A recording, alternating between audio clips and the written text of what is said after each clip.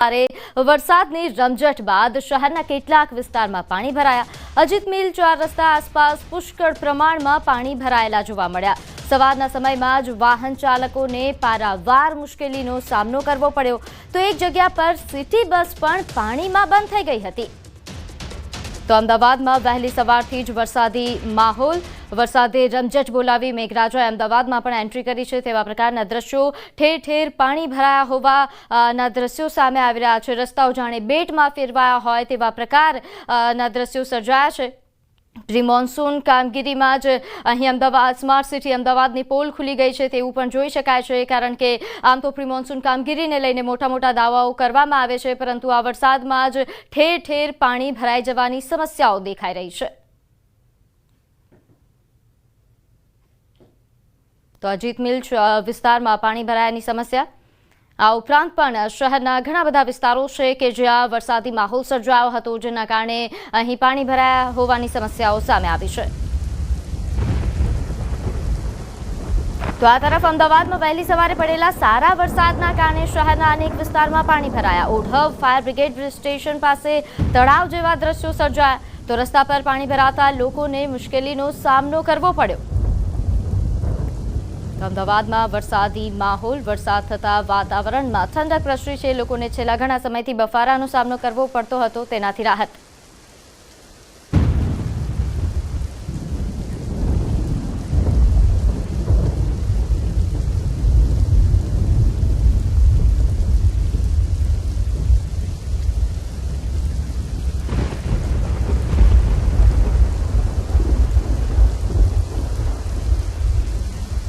તો અમદાવાદમાં વરસાદી માહોલ, વરસાદ થતા વાતાવરણમાં ઠંડક પ્રસરી, બફારા અને ગરમીથી લોકોને રાહત મળી, પરંતુ 1 ઇંચ વરસાદમાં જ હાલ શહેર પાણી પાણી થયું હોય તેવા પ્રકારના દ્રશ્યો સામે આવ્યા છે। મકરબાથી વેજલપુર જવાના રોડ પર પાણી ભરાયા છે। 1 ઇંચ વરસાદમાં પણ પાણી ભરાઈ ગયા હોય તેવા પ્રકારની સ્માર્ટ સિટી અમદાવાદની અત્યારે પરિસ્થિતિ છે। ઠેર ઠેર પાણી ભરાઈ જવાની સમસ્યાઓ સામે આવી રહી છે। અમદાવાદ શહેરમાં વહેલી સવારે વરસાદ થયો। અનેક વિસ્તારોમાં વરસાદ થતાની સાથે જ અમદાવાદ શહેરના રોડ ઉપર છે પાણી ભરાઈ ગયેલા જોવા મળી રહ્યા છે। અમદાવાદ શહેરમાં જે વહેલી સવારે વરસાદ થયો એ સરેરાશ 1 ઇંચ જેટલો જ વરસાદ થયો છે, તેમ છતાં પણ જે ઠેર ઠેર પાણી ભરાઈ જવાની જે સમસ્યા છે વર્ષોથી, તેના કારણે લોકો પરેશાન છે। પરંતુ જે રીતે વરસાદની રાહ જોઈ રહ્યા હતા, કારણ કે બફારો અને ગરમીથી લોકો પરેશાન હતા, થંડરસ્ટોર્મ એક્ટિવિટીઝ થયા અને થંડરસ્ટોર્મ એક્ટિવિટીઝના કારણે વરસાદ થયો, વાતાવરણમાં ઠંડક પ્રસરી, પરંતુ વહેલી સવારે જ ઉઠીને જ્યારે લોકો રોડ ઉપર નીકળ્યા ત્યારે આ પરેશાનીનો સામનો કરતા જોવા મળી રહ્યા છે। અત્યારે બંને તરફ પાણી ભરાયેલું છે, એટલે કે એક તરફનો રસ્તો છે તે બંધ થઈ ગયો છે અને બીજી તરફ ચાલુ છે, એટલે કે અવર જવરમાં પણ લોકોને મુશ્કેલીનો સામનો કરવો પડી રહ્યો છે। આ મકરબાથી વેજલપુર જવા તરફનો રસ્તો છે, વર્ષોથી આ સમસ્યા છે અને આ સમસ્યાનો કોઈ નિકાલ નથી આવતો। 1 ઇંચ વરસાદમાં જ આ પરિસ્થિતિનો સામનો છે તે લોકો કરી રહ્યા છે। અલગ અલગ વિસ્તારોમાં પણ પાણી ભરાયેલા છે, રોડ ઉપર જોવા મળી રહ્યા છે। રોડ ઉપર નીકળતા લોકો પરેશાન થઈ રહ્યા છે, પરંતુ લોકોનું કહેવું છે કે ટેક્સ આપીએ છીએ તેમ છતાં પણ કોઈ કામગીરી નથી થતી। અમદાવાદ મ્યુનિસિપલ કોર્પોરેશન દ્વારા કામગીરી ન કરવાના કારણે લોકો દર ચોમાસામાં આ પ્રકારનો સામનો છે તે કરી રહ્યા છે। લોકોના ઘરમાં પણ પાણી છે। ચોમાસાનો જ્યારે ભારે વરસાદ આવે ત્યારે ઘૂસી જાય છે। કેમેરામેન અમિત શર્મા સાથે વિપુ પટેલ, ન્યૂઝ 18 ગુજરાતી, અમદાવાદ। તો આ તરફ અંબાજીના દાતા પંથકના વાતાવરણમાં પણ પલટો આવ્યો। મોડી રાત્રે કડાકા ભડાકા સાથે વરસાદનું આગમન થયું। અંબાજીમાં તરફ પાણી જ પાણી, બજારોમાં પણ ધસમસતા પાણી જોવા મળ્યા। બજારો અને હાઈવે પર પાણીની નદીઓ વહેતી થઈ। હાઈવે પર પાણી ભરાતા અનેક વાહન ચાલકો મુશ્કેલીમાં મુકાયા। મોડી રાત્રે ગાજવીજ અને વીજળીના ચમકારા સાથેનો વરસાદ। અંબાજીમાં કેટલાક વેપારીઓની દુકાનોમાં પણ પાણી ભરાયા। વેપારીઓએ મોટર લગાવી દુકાનોમાં ભરાયેલા પાણી ઉલેચ્યા। અનેક સોસાયટીઓમાં પણ પાણી ઘૂસી આવ્યા। દાતામાં પણ ભારે વાવાઝોડા સાથે વરસાદ થયો તો અંબાજીમાં પ્રી મોન્સૂન પ્લાન ન હોવાથી વેપારીઓને વરસાદી પાણીથી ભોગવવી પડી છે હાલાકી।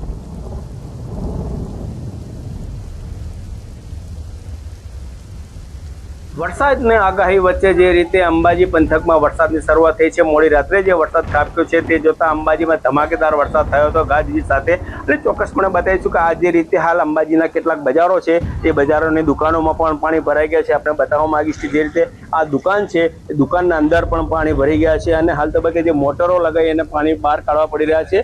ઘણી બધી દુકાનો એવી છે જેના અંદર રાત્રિ દરમિયાન પાણી કે જે વેપારીઓ છે જે વરસાદ જોઈને પોતાની દુકાનો તરફ ગયા, પણ જે દુકાનો અડધી દુકાનો બંધ છે પણ અડધા અંદર સુધીનો જે માલ સામાન છે દુકાનો અંદર જોવા મળી રહ્યો છે.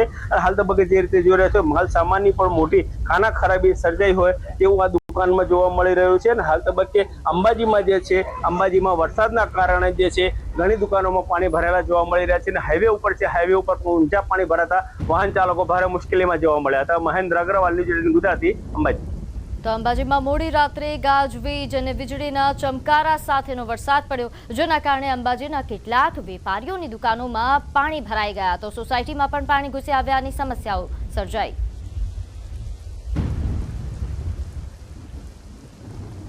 અંબાજી પંથકમાં આજે જે રીતે મોડી રાત્રે જે વરસાદ ખાબક્યો છે અને વરસાદના કારણે છે રોડ રસ્તા ઉપર બધા ઉપર જે નદીઓ વહેતી હોય તે રીતે નદીઓ જોવા મળી હતી. અને ખાસ કરીને જે અંબાજી પંથકના કેટલાક ઊંડાણ વિસ્તારોવાળી જે દુકાનો છે, દુકાનોમાં પાણી ભરાયા હતા. અને ચોક્કસપણે હાલ પણ બતાવવા માંગીશ કે હાઈવે ઉપર જે પાણી ભરાયેલા છે અને હાઈવે ઉપર પાણી છે તો જો વાહનો જે છે એ પાણીમાં ગરકાવ ન થાય તેના માટે બોર્ડની આડશો મૂકી અને એ વાહનોને બચાવવાનો પ્રયત્ન હાઈવે માર્ગ ઉપર જોવા મળી રહ્યો છે. જે રીતે હજી વરસાદની આગાહી હજી આપવામાં આવી છે, હજી વધુ વરસાદ પડે તેવી શક્યતા જોવા મળી રહી છે. આજે જે રીતે અંબાજી પંથકમાં વેપારીઓ અને રાહદારીઓ જે રીતે હેરાન થયા છે, ચોક્કસપણે કહી શકાય છે કે દાતા પંથકમાં ઉનાળુ પાક જે ખેતરોમાં ઊભો છે તેને લઈને ખેડૂતો પણ ભારે દુઃખી મહેસૂસ કરી રહ્યા છે. મહેન્દ્ર અગ્રવાલ, ન્યૂઝ ગુજરાતી, અંબાજી.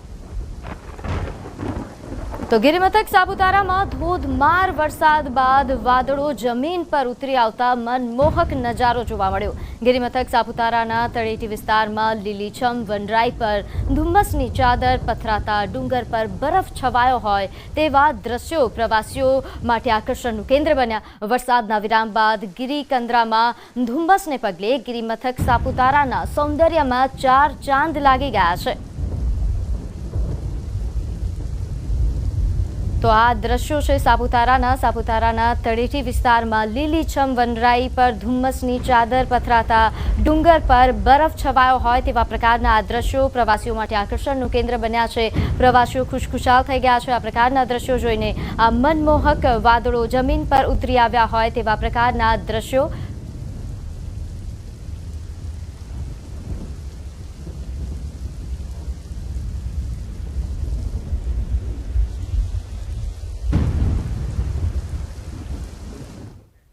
તો આગળ વાત કરીએ ચોમાસાના આગમનની તારીખોની આગાહી થઈ રહી છે. ચોમાસાની કાગડોળે ખેડૂત રાહ જોતો હોય છે. ખેડૂતોની ચિંતા વાવણીની હોય છે, ત્યારે ખેડૂતોએ વાવણીનું પ્લાનિંગ કેવી રીતે કરવું તેને લઈને કૃષિ નિષ્ણાંતો સલાહ આપી રહ્યા છે.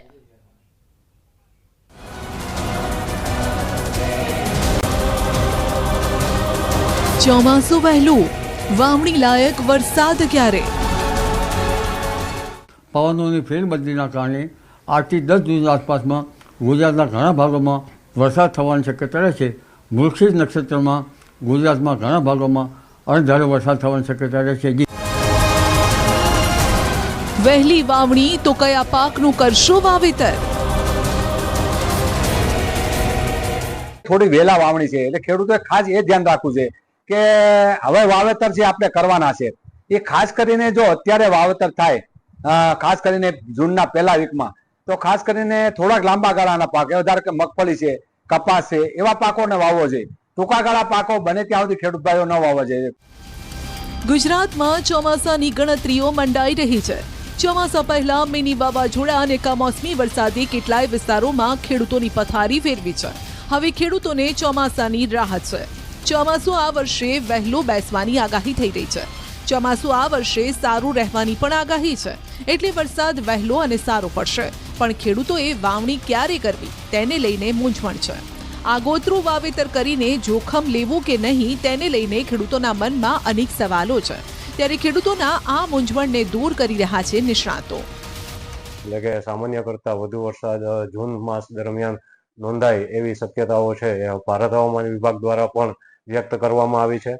તો આવા સમયે આપણે જોઈએ અને ચોમાસું છે 106% જે લાંબા ગાળાની અવધિ મુજબ કહેવામાં આવેલું છે. તો તે મુજબ લાંબા ગાળાના પાકો છે એ ખેડૂત માટે લેવા જોઈએ. જેથી કરીને જોઈએ તો મગફળી છે, કપાસ છે, સોયાબીન છે, આવા પાકોનું વાવેતર છે એ ખેડૂત મિત્રોએ આગામી દિવસોમાં જ્યારે વાવણી લાયક વરસાદ થાય ત્યારે કરવા માટેની એક સલાહ આપવામાં આવે છે. અને જો વધારે આગોતરું વાવેતર કરેલ હોય પાકોનું તો એમણે પૂરક પાણીની વ્યવસ્થા હોય તો પૂરક પિયત આપવાની વ્યવસ્થા જ્યારે વરસાદનું પ્રમાણ ના જોવા મળે તો એ સમય દરમિયાન કરવાની પણ સલાહ છે એ ખેડૂત મિત્રોને આપવામાં આવે છે. વાવેતર ક્યારે કરવું જોઈએ? ચોમાસાની તારીખો આવ્યા બાદ કેટલાય ખેડૂતો વહેલું વાવેતર કરતા હોય છે, ત્યારે કૃષિ નિષ્ણાતો ખેડૂતોને સલાહ આપી રહ્યા છે કે વહેલું વાવેતર કરવાની જગ્યાએ સમયસર પૂરા પ્લાનિંગ સાથે વાવેતર કરવામાં આવે તો જ સારું પરિણામ મળે. ઘણા ખેડૂતોએ જે હમણાં જે વાવાઝોડું આવ્યું, આપણે ખાસ કરીને માવઠું આવ્યું, એના કારણે જે વરસાદ થયો ને એમાં વાવેતર કર્યા છે એ ખરેખર એટલું બધું વહેલા વાવેતર કરવાની જરૂર નથી. સમયસર પ્રમાણે વાવેતર કરીએ તો સારું પરિણામ મળે. બીજી કદાચ આ ધારો કે આ વરસાદ આવ્યો પછી ચોમાસુમાં ખેડૂતો વાવેતર કરી પણ દે, પણ એવું શક્યતા છે કે કદાચ થોડુંક વચ્ચે વાયરું આવવાની શક્યતા રહે તો ખાસ કરીને જે પાણીની વ્યવસ્થા હોય તે વાયરું આવે ત્યારે પાણીની વ્યવસ્થા પૂરેપૂરી કરી લેવી જોઈએ. બીજી વસ્તુ કે જ્યારે આપણે કોઈ પણ પાક લેતા હોય ત્યારે એનું આપણે પહેલા પ્લાનિંગ હોવું જોઈએ. એ પાક ક્યારે વાવવો, કેટલા પ્રમાણે વાવવો અને કયા પ્રમાણે એનું આગળ વધવું જોઈએ. બરોબર. ઘણી વખત ખેડૂતો છે ને કે ઘરમાં જે ખાતર હોય, બિયાણ હોય વાવી દેતા હોય છે, પણ હંમેશા કોઈ પણ ખાતર બિયાણ એ આપણે પૂરા પ્લાનિંગ સાથે વાવવું જોઈએ તો જ એનું પરિણામ આવે છે. કારણ કે હું જાણીએ છીએ કે આપણે ગામમાંથી કોઈ પણ બિયાણ લઈએ ત્યારે ઘણી વખત ખેડૂતોને પૂરેપૂરું બિયાણ ઉગતું નથી. એનું કારણ છે કે એમાં પૂરેપૂરા જર્મિનેશન ટકા ન હોય. તો આપણે કોઈ પણ બિયાણ બહારથી લઈએ ત્યારે એનું આપણે ટેસ્ટિંગ આપણા ઘરે ક્યારામાં અથવા તો આપણે કુંડામાં કરી લેવું જોઈએ, જેથી આપણે ખબર છે કે આનું જર્મિનેશન કેટલું છે. તો ખેડૂતોને એ સલાહ છે કે વાવણી માટે બહુ ઉતાવળ ન કરતા હજી પણ ચોમાસું જે પૂરતા પ્રમાણમાં બેસી જાય પછી વાવણી કરવા માટે સલાહ આપવામાં આવે છે. અને IMDએ હાલમાં જે હવામાન વરસાદની આગાહી કરી છે એમાં ગુજરાતમાં સામાન્ય કરતાં વધારે વરસાદ થવાની સંભાવના છે, જે લગભગ 114% એટલે કે 927 મિલીમીટર જે સામાન્ય વરસાદ છે ગુજરાતનો એના કરતાં વધારે વરસાદ થવાની પણ સંભાવના છે. તો જનરલી ચોમાસું જે છે એ 15 થી 20 જૂનની આજુબાજુ બેસતું હોય છે ગુજરાતમાં, તો એના કરતાં થોડું ઘણું વહેલું બેસવાની સંભાવના છે. એટલે હાલની કન્ડિશનમાં હજી પણ ખેડૂતોએ વાવણી કરવા માટે રાહ જોવા માટે આપણે ભલામણ કરીએ છીએ. હેક્ટર દીઠ કેટલું બિયારણ લાવવું જોઈએ? ખેડૂતો જ્યારે બિયારણ વાવે ત્યારે 200 કિલો જેટલું હેક્ટર દીઠ બિયારણ કરતા હોય છે. ખેડૂતોને નિંદામણની ચિંતા હોય છે, ત્યારે કૃષિ નિષ્ણાતો હેક્ટર દીઠ કેટલું બિયારણ વાવવું જોઈએ તેની પણ સલાહ આપી રહ્યા છે. ખેડૂતો જે વાવેતર કરવાનો જે રેશિયો છે બીજનો, 1 હેક્ટર દીઠ અથવા તો 1 વીઘામાં, તો એનું પ્રમાણ બહુ રાખે છે. કારણ કે શું છે, અમુક સમય ઉગતું નથી એટલે પ્રમાણે વધારે રાખે છે. તો ખેડૂત મિત્રો જે યુનિવર્સિટીની ભલામણ છે એ પ્રમાણે કદાચ જો બિયારણ ઓછું ઉગ્યું હોય તો એ પ્રમાણે થોડુંક વધારે રેટ રાખો. પણ ઘણા ખેડૂતો છે એ હેક્ટરે 125 કિલોને અમારી ભલામણ છે, હેક્ટરે 200 કિલો સુધી બિયારણ વાવે છે. તો ખેડૂતો આવું ન કરવું જોઈએ. એકદમ ઘાટું બિયારણ વાવવાનો કોઈ અર્થ નથી. બીજી વસ્તુ એ છે કે ઘણી વખત શું છે કે મુંડા આવવાની શક્યતાઓ રહે છે, એને કારણે ઘાટું બિયારણ વાવતા હોય છે. ઘાટું બીજું એના બદલે આપણે ખાસ કરીને મગફળીના પાકમાં જ્યારે આપણે વાવેતર કરીએ ત્યારે થાયરમનો પટ તો આપણે આપતા જ હોય છે. સાથે સાથે જો ક્લોરપાયરીનો ડોઝ આપી દઈએ તો એને કારણે શું છે, મુંડાનો કંટ્રોલ આવી જાય. કેટલો વરસાદ પડે ત્યારે વાવેતર કરવું જોઈએ? ખેડૂતો સિઝનનો પ્રથમ વરસાદ પડે એટલે કે વાવેતર કરી દેતા હોય છે ત્યારે, અને કૃષિ નિષ્ણાતો આવા ખેડૂતોને પૂરો વરસાદ થાય પછી જ વાવેતર કરવાની સલાહ આપે છે. મિત્રો, રાહ જોવાની સવાલ નથી. આપણે ખરેખર અધકચું વાવેતર કરવું નહીં. ઘણી શું છે 1 થી 1.5 ઇંચ વરસાદ થાય છે એટલે ખેડૂતો વાવેતર કરી દેતા છે. કારણ કે ઘરમાં આપણે ખાસ કરીને કુવામાં કે બોરમાં પાણી ન હોય ત્યારે એવા ખેડૂતોએ વાવેતર કરવું નહીં. ખાસ કરીને જ્યાં સુધી 2 થી 2.5 ઇંચ વરસાદ થાય ત્રે મળે પછી વાવેતર કરવું જોઈએ. અમે કોઈ પણ ચોમાસાના પાક આપણે ખાસ કરીને પૂરેપૂરો વરસાદ થાય પછી જો વાવેતર કરીએ તો જ આપણો સારામાં સારો ઉગાવ મળે. એનું કારણ કદાચ વાવેતર થયા પછી જો થોડુંક પેલું કાઢે, વચ્ચે વાયરો આવે તો શું થાય, એઠે જમીનમાં ગરમી હોય, ઉપરથી વરસાદ પડ્યો અને બિયાણ હોય તો વધકચું વાવેતરમાં દાણા બફાઈ જાય, એને કારણે બહુ મોટી નુકસાની ખેડૂતો વેઠવી પડતી. તો હવે નજર કરીશું અન્ય સમાચારો પર. વડોદરાના ટ્રેઝરી ઓફિસના મહિલા અધિકારીનો પુત્ર હાઇબ્રિડ ગાંજા સાથે ઝડપાયો. એસઓજીએ બાતમીના આધારે રેડ કરી અબ્દુલ પટેલ અને ધ્રુવ ચૌધરીની ધરપકડ કરી. બંને આરોપીઓ પાસેથી 500 ગ્રામ ગાંજો મળી આવ્યો. સુરતથી ગાંજો લાવી વડોદરામાં ચલાવતા હતા નશાનો કારોબાર. આરોપી ધ્રુવ ચૌધરી ટ્રેઝરી ઓફિસના મહિલા અધિકારીનો પુત્ર છે, જ્યારે સુરતથી ગાંજો લાવનાર રીઢો પેડલર આદિલ પટેલ અને તેની માતા જરીના પટેલ હાલ ફરાર છે. ત્યારે આ સમાચારને લઈને વધુ વિગત સાથે આપણી સાથે સંવાદદાતા હાર્દિક જોડાઈ ગયા છે. હાર્દિક, વડોદરામાં હાઇબ્રિડ ગાંજા સાથે 2 આરોપીઓ ઝડપાયા છે, તેમને લઈને વધુ વિગત. બિલકુલ, જો ખાસ કરીને વાત કરીએ તો વડોદરા શહેરમાં આદિલ પટેલ અને તેની માતા જરીના પટેલ છે તે વર્ષોથી નશાના કાળા કારોબાર સાથે સંકળાયેલા છે અને અત્યારે જે આરોપીની પોલીસે ધરપકડ કરી છે તેની તપાસમાં પણ આ જે માતા પુત્ર છે તેનું નામ જે છે તે સામે આવ્યું છે.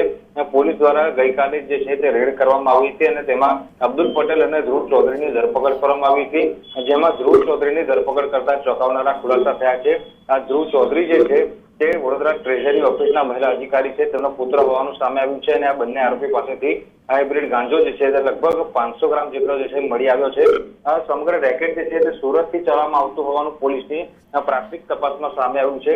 ત્યારે હવે પોલીસ જે છે તે તપાસનો દોર સુરત તરફ લંબાવશે કે સુરતમાંથી એવો કયો વ્યક્તિ હતો કે જે વડોદરા ખાતે આ જે ગાંજો છે તે સપ્લાય કરતો હતો. હાલ તો જે પોલીસ છે તેમના દ્વારા અબ્દુલ પટેલ અને ધ્રુવ ચૌધરી છે તેની કડકાઈથી પૂછપરછ જે છે તે શરૂ કરવામાં આવી છે અને રીડો પેડલર આદિલ પટેલ અને તેની માતાની શોધખોળ શરૂ કરી છે. જી, આભાર માહિતી આપવા બદલ. તો હાલ જે રીતે સંવાદદાતાએ જણાવ્યું કે આ 2 આરોપીઓ ઝડપાયા છે, જેમાં રીઢા પેડલર આદિલ પટેલ અને જરીના પટેલ હાલ ફરાર. આગળ વાત કરીએ ભાવનગરના ગઢુલા ગામ નજીક અકસ્માત સર્જાયો. અકસ્માતમાં જિલ્લા પંચાયત પ્રમુખ રૈયાબેન મ્યાણીના પતિનું મોત થયું. 2 વ્હીલર પર જતા મુરજીભાઈ મ્યાણીનું મોત થયું છે. પાછળથી વાહન ચાલકે ટક્કર મારતા અકસ્માત સર્જાયો. ઘટનાની જાણ થતાં પોલીસે ઘટના સ્થળે પહોંચી મૃતદેહને પોસ્ટમોર્ટમ અર્થે ખસેડ્યો. તો ભાજપના આગેવાનો પણ સિહોર હોસ્પિટલ દોડી આવ્યા. તો આ તરફ સાબરકાંઠાના સહકારી હડિયોલ રોડ પર આવેલા સોસાયટી રહીશોએ જેબી કચેરીના ઘેરાવ કરી વિરોધ નોંધાવ્યો. વારંવાર લાઇટ કાપને લઈને સ્થાનિકો પરેશાન થતા રાજદીપ ફીડર પરની તમામ સોસાયટીના રહીશો કચેરી ખાતે આવી વિરોધ નોંધાવ્યો. 200થી વધુ લોકોનું ટોળું કચેરી ખાતે દોડી આવ્યું.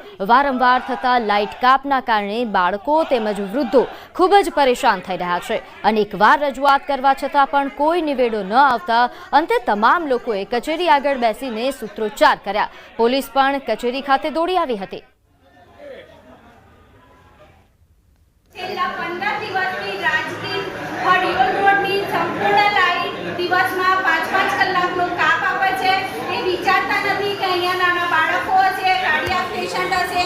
મારા ઘરમાં ખુદના કાર્ડિયાક પેશન્ટ છે, સોસાયટીમાં ઘણા કેટલી વાર રિક્વેસ્ટ કરી તો બી એ સાંભળતા નથી. કંઈ કહેવામાં આવતું નથી કે એમનો ફોન એવરી ટાઈમ એંગેજ આવે છે અને જીબીમાં કોઈ કોલ લેવા કે કોઈ જવાબદારી લેવા સક્ષમ વ્યક્તિ જ નથી.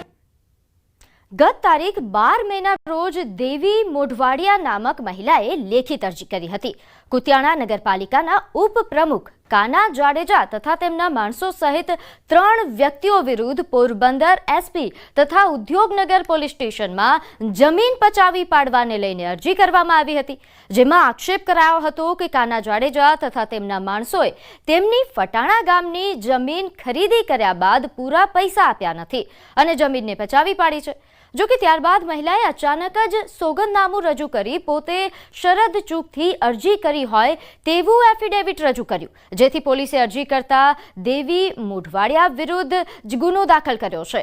પોલીસને ખોટી માહિતી આપી ગેરમાર્ગે દોરવામાં આવતા આ ફરિયાદ નોંધવામાં આવ્યા હોવાનું પોલીસે જણાવ્યું.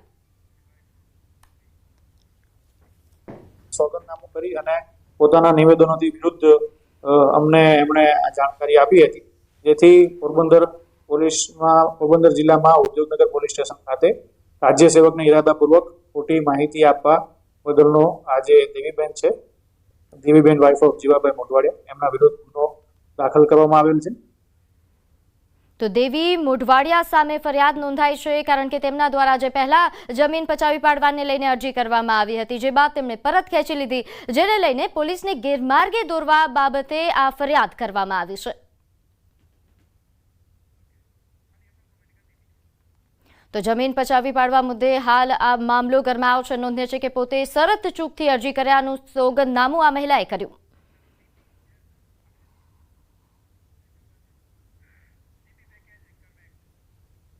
ગુજરાત એક એવું રાજ્ય છે કે જ્યાં શિક્ષણ એ માત્ર એક પ્રક્રિયા નથી, પરંતુ એક સપનું છે, એક ભવિષ્ય છે.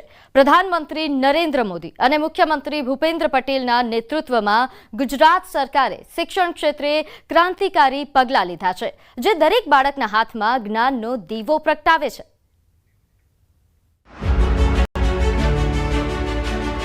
ગુજરાત એક એવું રાજ્ય છે જ્યાં શિક્ષણ એ માત્ર એક પ્રક્રિયા નથી, પરંતુ એક સપનું છે, એક ભવિષ્ય છે.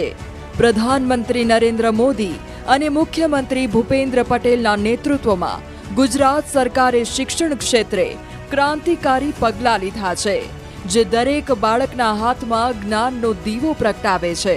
ગુણવત્તાયુક્ત શિક્ષણ, ડિજિટલ ટેકનોલોજીનો ઉપયોગ અને બાળકોના સર્વાંગી વિકાસને પ્રોત્સાહન આપવાના હેતુ સાથે अनेक शैक्षणिक योजनाओं अमली बनावी है. गुजरात के बच्चों के भविष्य को, हमारी आने वाली पीढ़ियों को संवारने के लिए विद्या समीक्षा केंद्र एक बहुत ताकत बन रहा है. हमारी सरकारी प्राथमिक शाला, उसके लिए इतनी बड़ी टेक्नोलॉजी का उपयोग ये दुनिया के लिए एक अजूबा है. इस केंद्र को artificial intelligence, machine learning, big data analysis ऐसी आधुनिक सुविधा से सुसज्जित किया गया है. આગળનો જમાનો 21મી સદી આપણે જેને કહીએ છીએ એ શિક્ષણની સદી છે. તો દરેક વિદ્યાર્થી જે પણ આગળ આવવા માંગે છે, જે ક્ષેત્રમાં આગળ આવવા માંગે છે, એ બધી જ સુવિધા અત્યારે સરકાર કરી રહી છે. આપણા દીકરા દીકરીઓ જે એમને આગળ ભણવું છે એ ભણવામાં ક્યાંય કચાશ નહીં રહે, અને આપણે સૌ સાથે મળી અને જે વિકસિત ભારતનો સંકલ્પ છે માનનીય વડાપ્રધાનશ્રીનો, એમાં આપણે ગામે ગામ આની અંદર જોડાઈશું, આપણો સાથ અને સહકાર આપીશું અને આપણે સૌ સાથે મળીને વિકસિત ગુજરાત બનાવીશું. અને વિકસિત ગુજરાત માટે જો મુખ્ય પાયો હશે તો એ શિક્ષણ છે. નહીં, બાળકો અને શિક્ષકોના પણ દરેક બાળકના એકેડેમિક પરફોર્મન્સ, લર્નિંગ આઉટકમ શું છે એની પણ અમે પરફોર્મન્સ કરીએ છીએ. કોઈ બાળક બહુ એબસેન્ટ રહેતા હોય વર્ગોમાં તો એવા અમે અહીંયાથી ધ્યાન કેન્દ્રિત કરીએ છીએ અને આ બાળકને ડ્રોપઆઉટ થવાથી અમે રોકીએ છીએ, બચાવીએ છીએ. શિક્ષણ વિભાગ આ ડેટા યુઝ કરીને બધા બાળકોને રિયલ ટાઈમ બેસિસ પર અમે સ્કોલરશિપ તરત જ ડીબીટી મારફત આપી શકીએ છીએ. સાબરકાંઠા જિલ્લામાં શાળા પ્રવેશોત્સવથી અનેક બાળકોએ શાળામાં પ્રવેશ લીધો છે. શિક્ષણ ક્ષેત્રે વિવિધ સરકારી યોજનાઓનો લાભ લઈ જિલ્લામાં શિક્ષણનું સ્તર ઊંચું આવ્યું છે. સ્માર્ટ ક્લાસ, ગુણોત્સવ કાર્યક્રમ, વિદ્યા સમીક્ષા કેન્દ્રથી ઓનલાઈન એટેન્ડન્સ, ક્લાસનું મોનિટરિંગ, આ બધી બાબતોએ જે કંઈ પ્રયત્નો થયા છે એ પ્રયત્નોની અંદર આંતરિયાળ વિસ્તારના બાળકોને પુષ્કળ પ્રમાણમાં ફાયદો થયો છે. અંતરિયાળી ગામડામાં અમારી સરકારી સ્કૂલમાં બધી સુવિધાઓ છે જે પ્રાઇવેટ સ્કૂલમાં નથી. સ્કોલરશિપ મળે છે, પુસ્તકો મફત મળે છે, અમને રમતગમતના સાધનો પણ મફત મળે છે. એનાથી અમારા બાળકોનું કૌશલ્ય જે વિકસાવવું જોઈએ એ વિકસે છે.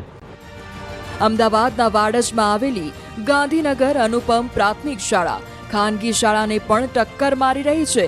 ખાનગી સ્કૂલમાં પણ ન હોય તેવું ઇન્ફ્રાસ્ટ્રક્ચર એએમસી સંચાલિત સ્માર્ટ સ્કૂલમાં છે. દેશના યશસ્વી વડાપ્રધાન અને જે તે વખતે ગુજરાત રાજ્યના મુખ્યમંત્રી હતા 2002-03થી કન્યા કેળવણી અને શાળા પ્રવેશોત્સવ ચાલુ કરેલો. એ વખતે કુમાર કરતાં કન્યાઓ ખૂબ ઓછું શિક્ષણ લેતી. અત્યારે નગર પ્રાથમિક શિક્ષણ સમિતિ અમદાવાદની વાત કરું તો કુમારની સંખ્યાની અંદર કુમારની સરખામણીએ કન્યાઓ દરેક ધોરણની અંદર વધુ અભ્યાસ કરે છે. એ જ બતાવે છે કે કન્યા કેળવણી અને શાળા પ્રવેશોત્સવને ભવ્યતમ સફળતા મળી છે. ગુજરાત સરકારની આ યોજનાઓએ દરેક બાળક માટે શિક્ષણના દરવાજા ખોલ્યા છે. ગુજરાત સરકારે શિક્ષણ ક્ષેત્રે નોંધપાત્ર પ્રગતિ કરી છે.